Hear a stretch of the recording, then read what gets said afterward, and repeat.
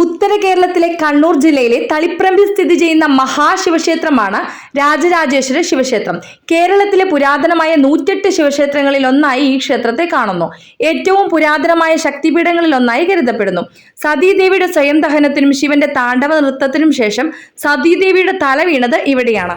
ശിവലിംഗത്തിന് ആയിരക്കണക്കിന് വർഷം പഴക്കമുണ്ട്. വൈക്കത്തെ ശിവലിംഗത്തിനടുത്ത വലിപ്പം ഇവിടുത്തെ ശിവലിംഗത്തിനുണ്ട്.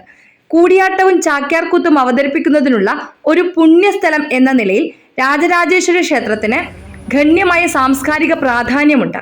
ഇപ്പോൾ പുതിയ വിശേഷണം കൂടി നേടിയിരിക്കുന്നു. ഇന്ത്യയിലെ തന്നെ ഏറ്റവും വലിയ വെങ്കല ശില്പമുള്ള ക്ഷേത്രം. 14.5 അടിയാണ് ഈ ശില്പത്തിന്റെ ഉയരം.